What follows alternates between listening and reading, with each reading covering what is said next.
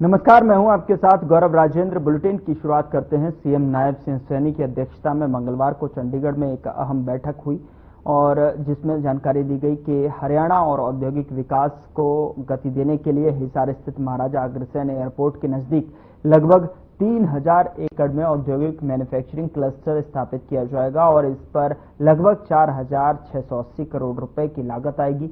इस आईएमसी को हरियाणा सरकार और national industrial corridor development corporation के सहयोग से विकसित किया जाएगा। बैठक में सीएम को अवगत कराया गया कि देश भर में विनिर्माण क्षेत्र में विकास को गति देने, व्यवस्थित और नियोजित शहरीकरण सुनिश्चित करने के लिए भारत सरकार राज्य सरकारों के साथ में साझेदारी में मल्टी मॉडल कनेक्टिविटी के आधार पर एकीकृत इंडस्ट्रियल कॉरिडोर विकसित कर रही है। अमृतसर कोलकाता इंडस्ट्रियल कॉरिडोर के तहत 7 राज्यों में कुल 6 शहरों में इंडस्ट्रियल टाउनशिप स्थापित की जाएंगी, जिसमें हिसार में स्थापित होने वाला आईएमसी सबसे बड़ी परियोजना है।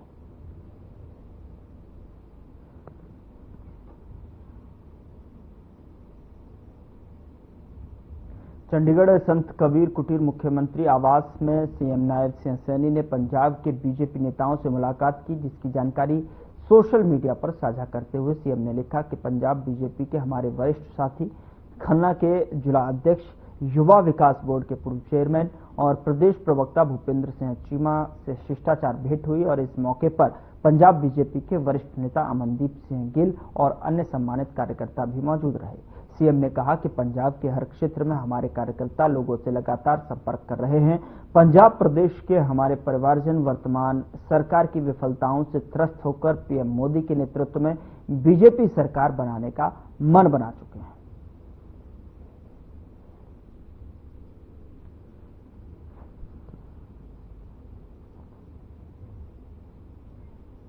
शिक्षा मंत्री महिपाल डांडा ने जानकारी देते हुए बताया कि उन्होंने शिक्षा विभाग की बैठक ली, जिसमें कई मुद्दों पर चर्चा हुई।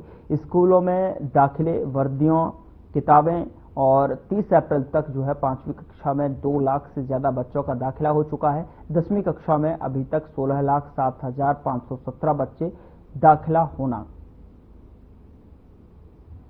आज शिक्षा विभाग की एक बैठक हमने ली है। 3-4 चीजों पर हमारा जिक्र हुआ है।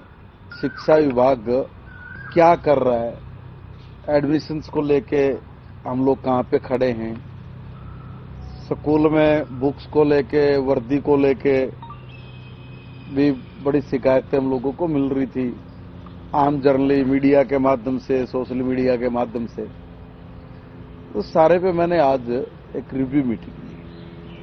बड़े संतोषजनक बात यह है कि 30 अप्रैल तक 5वीं क्लास में जहां पिछले साल हमारे पास 2,07,685 बच्चों का एडमिशन था, वही अभी तक 2,04,163 बच्चों का एडमिशन हो गया और इसी में 52,028 बच्चे अभी पेंडिंग है उनका।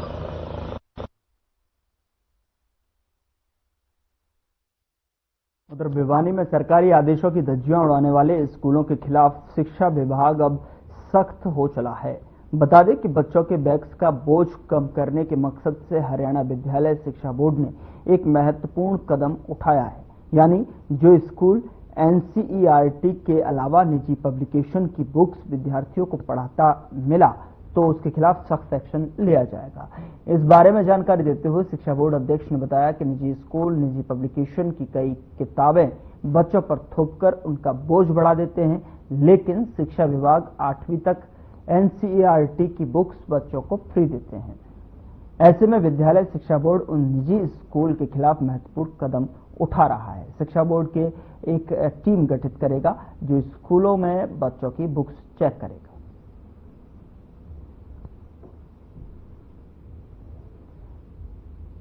जहां तक सरकार की तरफ से पब्लिकेशन का सवाल है, 8वीं क्लास तक सरकार सभी सरकारी स्कूलों में free of cost books provide कर रही है।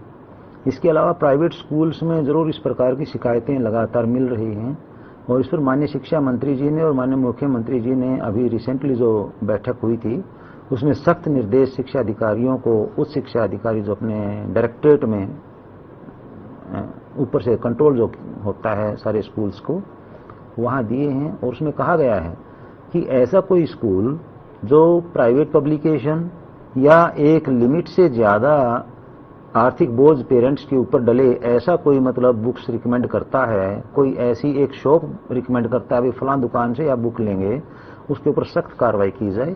जहाँ तक बोर्ड के लेवल का सवाल है, जैसे ही अभी आने वाले टाइम में क्लासेस शुरू हो जाएंगी, हम बाकायदा फ्लाइंग कंस्टिट्यूट करके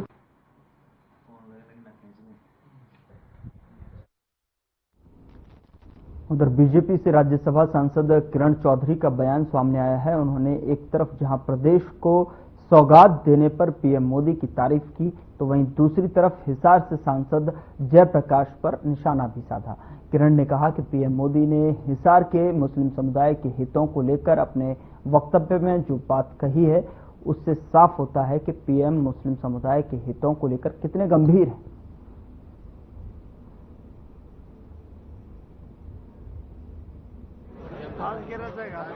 कल जो है आपने देखा कि हरियाणा को डेडिकेट करा है, एक तो उड़ान भरी है अयोध्या की कल हिसार एयरपोर्ट से, दूसरा जो है टर्मिनल जो है वो डेडिकेट करा है, वहां पर वो बनेगा। तो इसका मतलब बहुत जबरदस्त तरीके से विकास जो है, जो एयरपोर्ट है वो विकसित होगा कि सेकंड टर्मिनल की आधारशिला जो है वो रखी गई है।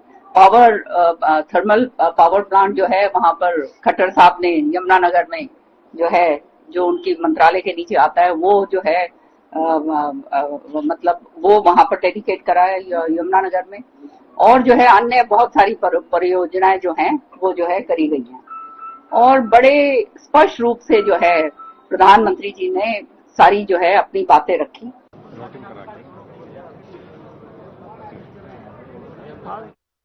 झज्जर में एक निजी कार्यक्रम में भाग लेने आए जेजेपी के राष्ट्रीय अध्यक्ष अजय चौटाला ने कहा कि भविष्य में इनेलो और जेजेपी के एक होने की संभावनाओं पर एक तरह से पूर्ण विराम लगा दिया है।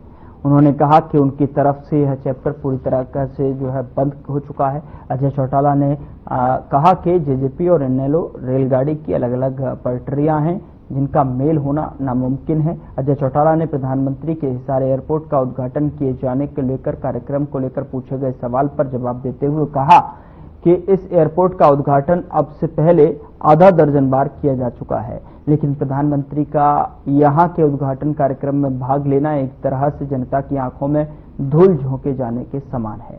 वक्फ बोर्ड बिल के लेकर पूछे गए सवाल का जवाब देते हुए अजय चौटाला ने कहा कि मुद्दों से ध्यान भटकाने के लिए बीजेपी की तरफ से जो है हमेशा ही इस प्रकार की कार्रवाई की जाती है।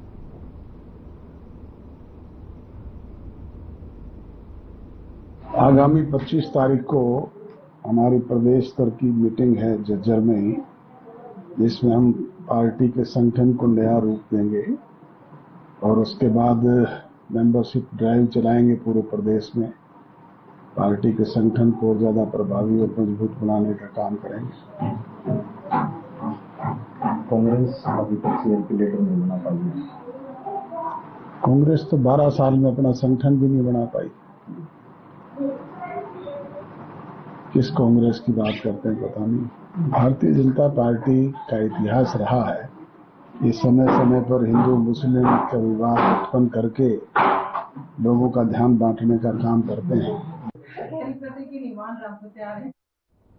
उधर बहादुरगढ़ पुलिस को बड़ी कामयाबी मिली है। पुलिस ने किसानों के खेतों से ट्यूबवेल की मोटर चोरी करने वाले गिरोह के 7 सदस्यों को गिरफ्तार किया है।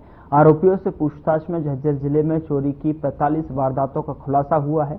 आरोपियों के कब्जे से पुलिस ने एक टाटा ऐसे गाड़ी जो है और एक मोटरसाइकिल, 47,000 रुपए नगद और चोरी के पैसों से घर के लिए खरीदा गया लग्जरी सामान बरामद किया है। पुलिस की तरफ से गिरफ्तार किए गए सभी आरोपी मूल रूप से उत्तर प्रदेश के राणा मऊ के रहने वाले हैं। गिरोह का सरगना प्रमोद अपने परिवार के सदस्यों के साथ में मिलकर चोरी की वारदात को अंजाम देता था। ये फिलहाल किराए के मकान में दिल्ली के झाड़ोदा क्षेत्र में रह रहा था, जहां से पुलिस ने उसे गिरफ्तार करने में सफलता हासिल की है।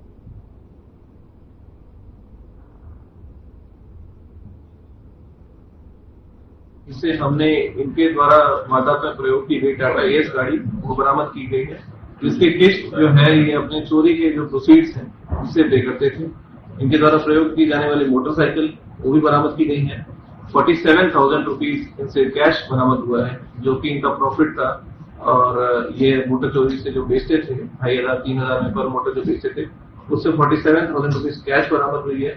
इनके घर में जो मोटर काटने की मशीन, ग्राइंडर वगैरह है, वो सब मिली है, वो भी हमने रिकवर किया है।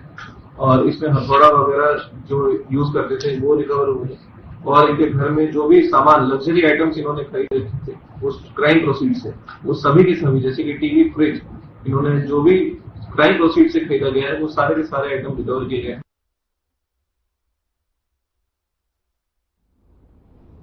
रेवाड़ी हादसों का शहर बनता जा रहा है। दरअसल बिजली पोल्स पर नियमानुसार सिर्फ और सिर्फ बिजली सप्लाई की वायर्स ही लगाई जा सकती हैं, लेकिन यहाँ स्थिति एकदम विपरीत है, जहां इन पोल्स पर बिजली वायर्स के साथ साथ केबल, नेटवर्क और वाईफाई वायर्स के झुंड भी नजर आ रहे हैं, जिनके कारण बिजली विभाग के अनेकों लाइनमैन और आम जनता होने वाले हादसों का शिकार हो चुके हैं, जिसे लेकर बिजली विभाग के एसई ने जो है 15 दिन का नोटिस जारी कर शहर के उन सभी केबल ऑपरेटर्स और इंटरनेट सर्विस प्रोवाइडर्स को चेतावनी भरे लहजे में कहा है कि वो 15 दिनों के अंदर बिजली के इन पोल से खुद ही अपनी ये अनाधिकृत वायर्स हटा दें, अन्यथा उन पर नियमानुसार कार्रवाई की जाएगी।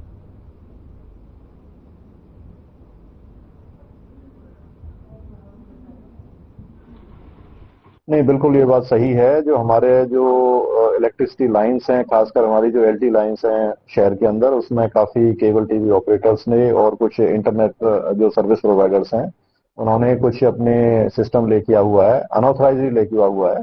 अभी निगम ने नवंबर 2024 में एक पॉलिसी सर्कुलेट की है, जिसके तहत इस तरह के जो सर्विस प्रोवाइडर्स हैं उनको बाकायदा फॉर्मली हमारे पास एप्लीकेशन देनी होगी। उसके बाद उसको स्क्रूटनी करके, एग्जामिन करके, जहां पे टेक्निकल फिजिबिलिटी बनती है, उनके साथ एक एग्रीमेंट करके with due indemnity bond and other formalities वो हम उनको अलाउ कर सकते हैं। लेकिन आज की डेट में कोई इस तरह का केबल टीवी ऑपरेटर या इंटरनेट सर्विस प्रोवाइडर या ऑथराइज नहीं है, किसी ने भी इस तरह की परमिशन नहीं ली है।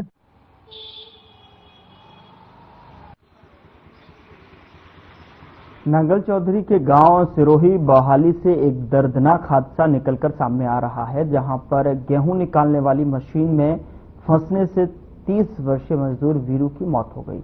मिली जानकारी के अनुसार घटना के समय मशीन चालू हुई थी, तभी अचानक वीरू का हाथ पट्टे में फंस गया और वह अंदर खिंचता चला गया, जहां तेज धार वाले फरसे से उसके शरीर के छोटे टुकड़े होने पर वीरू की मौत हो गई। पुलिस ने मौके पर पहुंचकर शव को मशीन से निकलवाया और पोस्टमार्टम के लिए जिला नागरिक हॉस्पिटल भेज दिया है।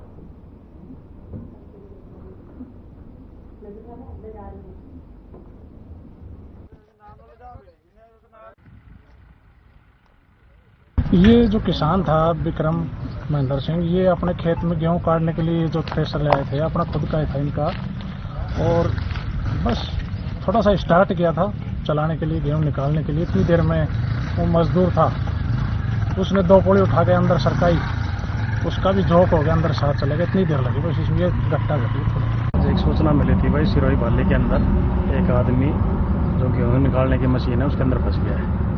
जो सूचना पर हम यहाँ पर आए थे, तो आए देखा तो यहाँ खेत के अंदर एक ट्रैक्टर गेहूं निकाल रहा था और एक आदमी इस मशीन में फंसा हुआ था, तो उसको निकलवा के आगे कार्रवाई की। हाँ, उसमें मौत हो चुकी, वो कट गया उसमें मशीन के अंदर।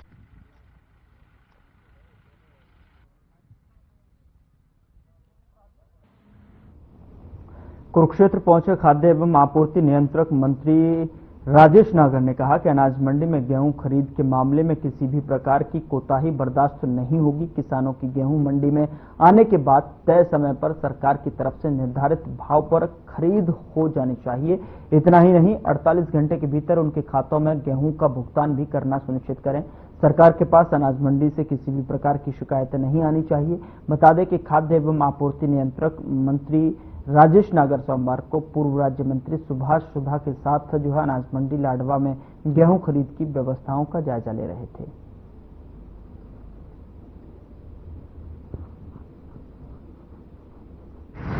ये बहुत गर्व की बात है, माननीय प्रधानमंत्री जी हमारे प्रदेश में 2 जगह जनसभा को संबोधित किया, हिसार में और यमुनानगर में, और 2 बड़ी सौगात हमें आज माननीय प्रधानमंत्री जी ने दी है। उनके लिए हम उनका बहुत बहुत धन्यवाद और बहुत बहुत आभार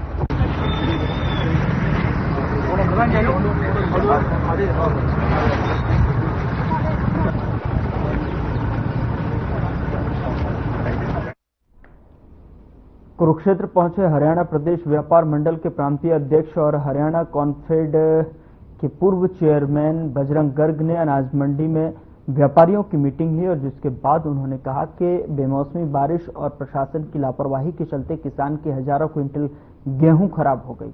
मौसम खराब होने की वजह से सूखी बढ़िया गेहूं में भी जो है 15 से 17% तक जो है नमी आ रहा है और सरकार को नमी की मात्रा 12% से बढ़ाकर 16% करनी चाहिए। उन्होंने इंटरनेशनल एयरपोर्ट की घोषणा की थी, वो इंटरनेशनल एयरपोर्ट नहीं बना। अभी तो इंटरनेशनल एयरपोर्ट बना जब मैं बात करूंगा, अभी ऐसी कोई बात नहीं है। और मैं तो ये कहता हूँ प्रधानमंत्री जी से अपने वादे के अनुसार इंटरनेशनल एयरपोर्ट बनाए, उसका पूरा सहयोग हम करेंगे। क्यों करेंगे? उसका नाम महाराजा अग्रसेन इंटरनेशनल एयरपोर्ट के नाम से। उसमें जो भी सरकार हमसे मदद चाहेगी, जिस प्रकार की चाहिए, हम 24 घंटे इमदाद करने के लिए तैयार है। मगर वो उद्घाटन कितनी बार हुआ है? क्यों 11वीं बार उद्घाटन है, 10 बार पहले होली, 11वीं हो गई उद्घाटन होगा। एक फ्लाइट आज उड़ा दोगे, उसके बाद मजा जब आता है इंटरनेशनल फ्लाइट चालू करते और कहते रेगुलर चालू हो गई। जब तो बाजी तो उसके वहां टर्मिनल नहीं घूमने, दीवार की जो बात करो ना, दीवार पहली बार जिंदगी सुनोगा किसी भाई ने भी बिना नींद दीवार खींची थी। 362 करोड़ में खर्च हुए दीवार उड़ने के ऊपर। मैं तो खुद 10 बार देख के आया हूँ। दोबारा बनेगी दीवार के दीवार जो उठ गई, पिलर उठा दी, उस पर बीम लगा के नीचे पे वो मट्टी भर के नीचे भरने लग रहे हैं। वो जानवर जो बार बार जा रहे हैं, वन विभाग के अधिकारी ने लिख के दे दिया था, बोला ये इस टाइम उद्घाटन करने की स्थिति में नहीं है, कुछ भी हो सकता है। महेंद्रगढ़ जिले के दोस्तपुर गांव में शहीद खुशीराम यादव की पत्नी के साथ मारपीट का मामला तूल पकड़ता जा रहा है। सोमवार को दोस्तपुर गांव में शहीद की पत्नी के साथ हुई मारपीट के मामले में आसपास के गांव के लोगों ने पंचायत की, जिसमें शहबाजपुर, दताल, अलीपुर सहित अन्य गांव के लोग मौजूद रहे। पंचायत में आरोपियों को जल्द से जल्द पकड़ने की मांग की गई। इसके बाद एक ज्ञापन पुलिस अधीक्षक के नाम भी लिखा गया। वहीं बाहर गांव से आए लोगों ने इस घटना की कड़े शब्दों में निंदा की। साथ ही उन्होंने मांग करते हुए कहा कि गांव में बदमाशों के हौसले बुलंद हैं, उनके खिलाफ सख्त कार्रवाई होनी चाहिए।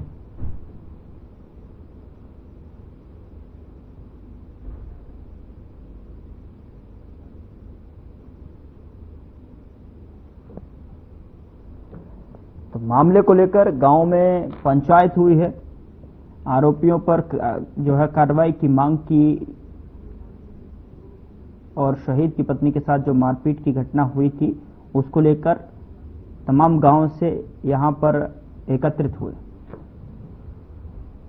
उधर इंद्री की अनाज मंडी में खाद्य और आपूर्ति विभाग के मंत्री राजेश नागर जो है काफिला अचानक केंद्रीय अनाज मंडी पहुंच गया और आपको बता दें कि जैसे ही इस बात की भनक अधिकारियों को लगी तो आनन फानन में सभी अधिकारी और कर्मचारी मौके पर पहुंचे। मंत्री राजेश नागर ने किसानों से भी बातचीत की और मंडी का दौरा करने के बाद मंत्री राजेश नागर ने बताया कि हरियाणा में गेहूं खरीद का कार्य सुचारू रूप से शुरू कर दिया गया है और उन्हें व्यवस्थाओं का जायजा मंडी में जाकर के लिया जा रहा है ताकि किसानों को अपनी फसल बेचते समय कोई कठिनाई का सामना न करना पड़े।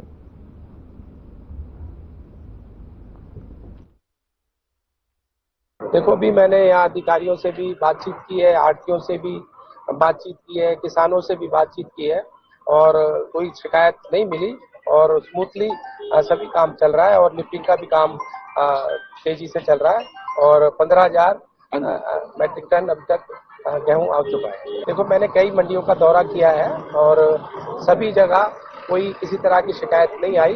एक दो जगह लिफ्टिंग की शिकायत आई थी तो वो दूर कर दी गई है और सब किसानों की पेमेंट भी करीब करीब समय पे हो रही है। आज मंत्री जी, हमारे खाद्य आपूर्ति मंत्री जी आए थे और उन्होंने भी मॉइस्चर वगैरह भी देखा है और सारा सिस्टम बढ़िया चल रहा है और मॉइस्चर भी ठीक आया, 12% मॉइस्चर आया डेयरी का।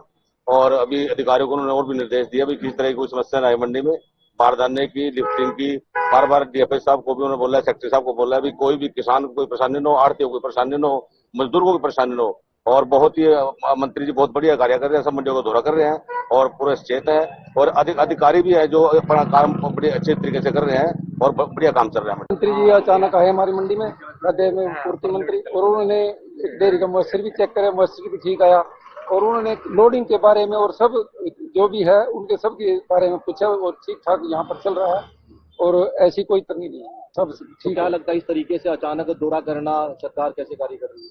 बढ़िया कार्य कर रही है सरकार, बढ़िया कार्य। हिसाब से आवक हो रही है मंडी के अंदर। हाँ जी, हाँ जी। क्या उस हिसाब से उठान भी हो रहा है? उठान हो रहा है जी, उस हिसाब से 50% उठान हो गया। क्या लगता है आने वाले समय में कोई भी दिक्कत नहीं आएगी लिफ्टिंग को लेकर? लिफ्ट को लेकर फूड सप्लाई मिनिस्टर जी हमारे अनाज मंडी का अचानक दौरा किया और उन्होंने प्रशासनिक अधिकारों से सारी जानकारी प्राप्त की, भाई कैसी लिफ्टिंग है। किसानों से भी उन्होंने बात की, बड़ा अच्छे तरीके से व्यवहार से उन्होंने किसानों के साथ, आड़तियों के साथ और मार्केट कमेटी सेक्रेटरी और फूड सप्लाई इंस्पेक्टर या जो भी एजेंसियों के नुमाइंदे थे उनसे भी उन्होंने बड़े अच्छे तरीके से जानकारी प्राप्त की और सभी को सख्त निर्देश दिए हैं कि भाई किसी भी कार्य में कोई कोताही नहीं सहन होगी और किसान को सर्वप्रथम उसको उसका अनाज टाइम पे तुले, उसका उठानो और उसकी पेमेंट। उन्होंने पेमेंट का भी जायजा बड़े प्यार से सारी चीज एक एक पॉइंट उन्होंने किसान के खाते में पेमेंट पहुंची। अपने फूड सप्लाई के जो हमारे मिनिस्टर हैं नागर साहब यहाँ पहुंचे थे, उनके साथ पूर्व मंत्री सुभाष सुधा जी भी थे। उन्होंने मंडी का दौरा किया और सभी किसानों की, व्यापारियों की, आड़तियों की और सबकी समस्याओं को सुना और ये निर्देश दिए हैं अधिकारियों को कि जैसे कार्य अच्छा चल रहा है, कोई दिक्कत नहीं है। जो माल आ रहे हैं, थोड़ी सी मॉइस्चर की दिक्कत आ रही थी, अभी थोड़ी 1-2 दिन से गर्मी है, वो मॉइस्चर की समस्या भी अब धीरे धीरे खत्म हो रही है और माल भी का उठान भी ठीक हो रहा है। अभी तक कोई ऐसी दिक्कत नहीं थी और भविष्य के लिए निर्देश देके गए हैं अधिकारियों को कि आप भविष्य में भी कोई दिक्कत ना आए। अगर कोई दिक्कत आती है तो उन्होंने कहा भी मैं दोबारा से बात करें, कोई दिक्कत नहीं। खाद्य एवं आपूर्ति विभाग के मिनिस्टर श्री राजेश नागर जी का दौरा था और उनके साथ माननीय विधायक श्री सुभाष सुधा जी भी थे, पूर्व विधायक, और सभी आड़ती और मंडी प्रधान भी मौजूद थे। उन्होंने मंडी का दौरा किया और यहाँ की सारी व्यवस्था को जांचा और जो मंडी में ढेरी आई हुई है उसका मॉइस्चर चेक किया। मॉइस्चर लगभग 12.7 था और उन्होंने एक खरीद एजेंसी जैसे कि फूड सप्लाई और हैफर से भी जानकारी ली सारी खरीद व्यवस्था के बारे में और अधिकारियों को निर्देश दिए कि किसी भी तरह की कोई दिक्कत नहीं आनी चाहिए किसानों को और आड़तियों को, और अपनी व्यवस्था और बंदोबस्त बिल्कुल सही होने चाहिए। उन्होंने पेमेंट के बारे में भी पूछा।